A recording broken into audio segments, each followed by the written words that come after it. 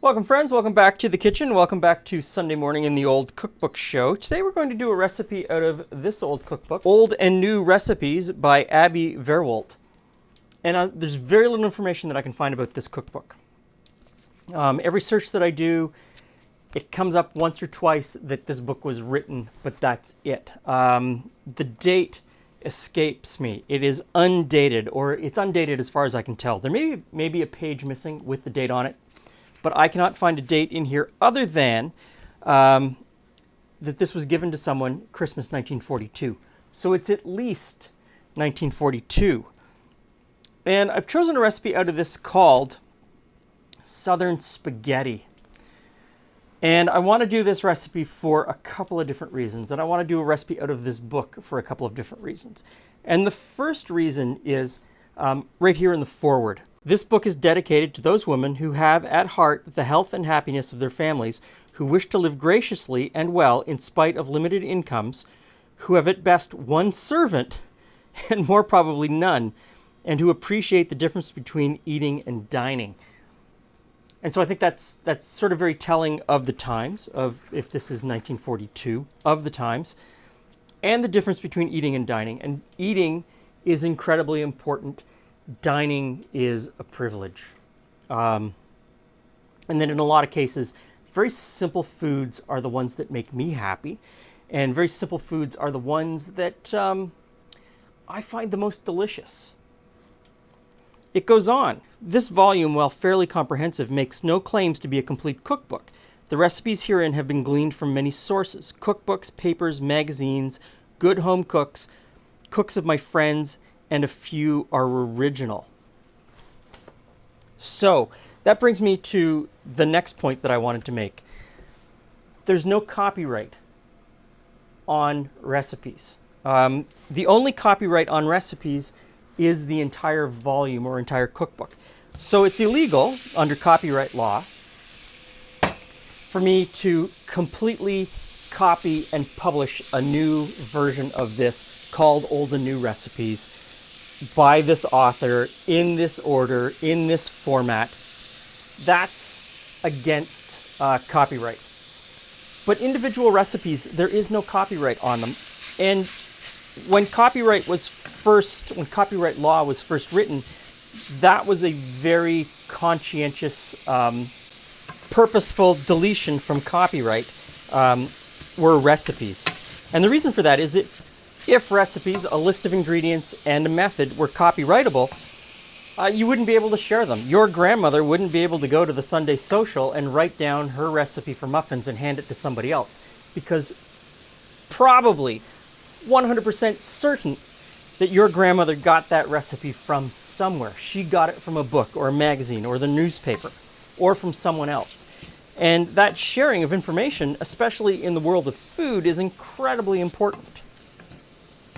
That's not to say that someone who writes a cookbook didn't work really hard and should have ownership over those recipes, but as soon as you put them out there, they're out there. They're not protected under copyright law. That's just the way it is. And so a lot of people who write recipes for recipe books say that you need to change 2 or 3 ingredients or the amounts. That's never been upheld in court. There have been several fairly high profile in the food world court cases, and in every instance, the only thing that is copyrightable is if there's a story at the beginning talking about how your grandmother made it. Well, that story can have a copyright and cannot be reproduced. But the actual list of ingredients and the method, that's fair game. Now, the recipe tells me to place the bacon in a skillet, which this most definitely is not a skillet, and fry out the fat. And then add to it some onion. And let's see, can I get the onion in without the green pepper? Mostly. And fry off the onion until golden brown. Now, the first instruction in this recipe was actually to boil spaghetti.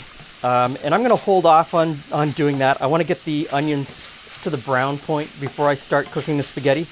And that was fairly common in this time period, to see instructions to boil spaghetti, or any pasta for that matter, 20-25 minutes or more until it was basically mush. And I don't want to do that because this recipe actually goes in the oven for 2 hours after I get it assembled. So in my mind, the spaghetti doesn't need to be cooked that long before we put it into the oven. Now, the next reason I wanted to do this recipe is that anytime I do a recipe that is even vaguely Italian, that has a pasta noodle and any sort of tomato in it, I don't want to say the trolls come out, but the trolls come out into the comments section talking about how that isn't Italian and how their Italian grandmother would scoff at that recipe because it's not traditional or true to Italian cooking. And it isn't. And that brings me to the point of wanting to talk about fusion foods and how foods move around the planet and different cultures and regions start to integrate new things into their cooking. So your Italian grandmother might not like this dish because this is most definitely an American interpretation of Italian cooking. It's fusion food. But if you go back 4 generations in your Italian family, your grandmother would scoff at this recipe because tomatoes are poisonous. She would have thought tomatoes were poisonous and should never be cooked and eaten. Poison, danger, tomatoes, don't do it. And if you go back, I don't know, 6, 7 generations in your Italian family, your grandmother would look at this recipe in complete confusion because she wouldn't know what tomatoes were even. Nor would she know what peppers were. They hadn't yet been introduced to Europe. They're from here. They're from North America, Central America, South America. They would never have been used in Italian cooking. So any Italian cooking that uses peppers or tomatoes is indeed a latecomer and fusion food where Italians have taken things from other places that they've traveled to or other places that have come to them and incorporated them into food. Food is ever changing. It's always in motion. Recipes change over time as ingredients change, as tastes change, as people migrate and immigrate. Food is always changing. Now, what I'm supposed to do now is put everything else in here. I'm not supposed to brown the meat. We're going to simmer the meat, which goes against every grain of my body, but I kind of understand it. Because this is going to cook in the oven for 2 hours, you're going to build that flavor anyway that browning would bring to it, I think. So we're going to follow along with the recipe. So the meat goes in. The green peppers go in. In goes half a can of peas. Chopped parsley. Calls for half a can of kidney beans. And so what I've got white kidney beans, so I'll put in half a can, kind of that much. Half a can of sliced mushrooms. Yes, canned mushrooms. Believe it or not, there was a time here in North America, or at least here in Toronto, where fresh mushrooms were difficult to get, and we always bought mushrooms in a can. Now, it says to use half a can of tomatoes. These are our home canned stewed tomatoes. This is a 500 milliliter jar. Cans of tomatoes here in Toronto are 398 milliliters in size, so a little bit bigger. This is a little bit bigger. I'm still going to put in half a can because I don't think that's really going to make much difference at all. Put in that much. And the only seasoning, salt and pepper. That's it. And it doesn't say how much, just to taste. So taste as you go along and figure it out. And stir it together for a few minutes. But I think this is also the point where I'm going to start cooking the spaghetti.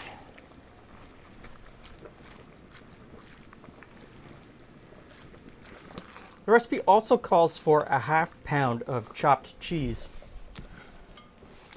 And it's kind of unclear of where the cheese goes in. It does say that the cheese goes on top, or part of the cheese goes on top, but it doesn't say where the other part goes. I'm assuming that you layer it in just like if you were making a lasagna. You're layering the meat with the pasta. So I'm going to chop up the cheese and we'll sprinkle it in kind of willy-nilly along the way, and we'll see how it goes. I think I'm pretty close on the pasta. Let me just check the spaghetti and see if that's ready.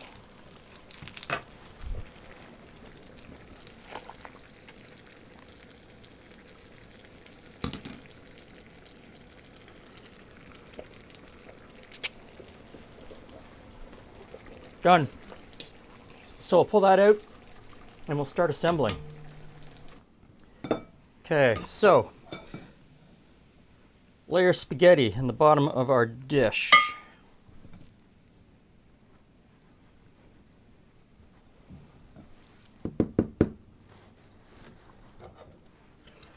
Followed by a layer of meat and vegetables.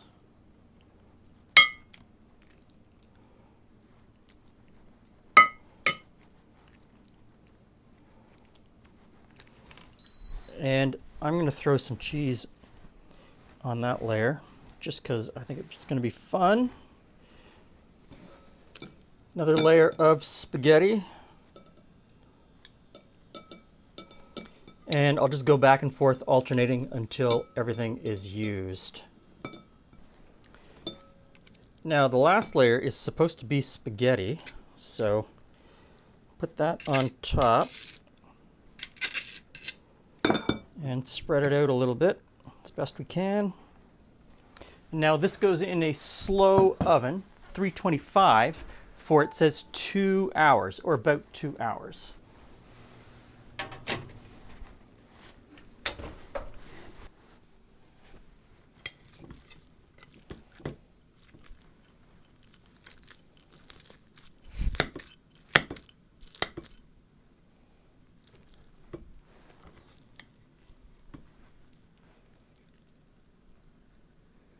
Hey, Jules. Hey, Glenn. Hey, friends. Spaghetti. Spaghetti casserole, except it's not called that. It's called Southern spaghetti. Southern spaghetti. And I'm assuming Southern United States. Not Southern Italian. Yes. Based on the cookbook. So, That's a lot of meat in that. it is a spaghetti casserole. Are those peas? They are peas. Okay. Let's go. I kind of have There's an some idea. crunchy on top Yeah, there. the noodles on top got very crunchy. Well, that's not surprised, Which right? is what I'm assuming they wanted, because It's funny because there doesn't appear to be a lot of sauce on it, like the way you, like, not that sauce is all that, but there doesn't, usually there's something. there's very little in it. There isn't a whole lot of tomato. There are no spices other than pepper. The only other flavoring is salt. It kind of reminds me of a tuna casserole, except with meat instead of the tuna. Like it With doesn't. ground beef instead of... Yeah, like it's just a simple, it's a simple meal. Not over the top flavorful, but I would consider this to be one of those comfort meals. It's warm, it's inviting, and you would eat more of. Mm-hmm. But in terms of flavor, you could add all of the usual suspects. Anything you like. In fact, even as you say it, I think you could add olives. Black olives. Black olives would be really good. Anything that adds a little flavor that you happen to like, I'd throw it in there. But along the lines of spicing, you could put in the garlic. Hot pepper flakes would work really well in this. Any of the so-called Italian seasonings would go really well in this. But it is a very plain, comforting dish. Yes. I think this is something that you could take as a base, like so many of the recipes we do from these old cookbooks. Take it as a base, layer in some of your favorite flavors. Now, one thing that really bothered me about this recipe, and bothers me about a lot of recipes, it used a half a can of beans, a half a can of peas, a half a can of tomatoes, 1.5 pounds of ground beef. That, I think, is a very difficult thing for this recipe. You could very easily cut back the ground beef a little bit and use the whole can of beans, use the whole can of mushrooms, use the whole can of tomatoes, and still make this dish. Yes. And it would work out. It would fill the same amount of volume. Just cut back the meat, and then you're not left with now I've got a half a can of everything. what am I going to do with a half a can of everything? Yeah, I don't know if we another one of these between the two of us. Between the two of us is going to work. Too much.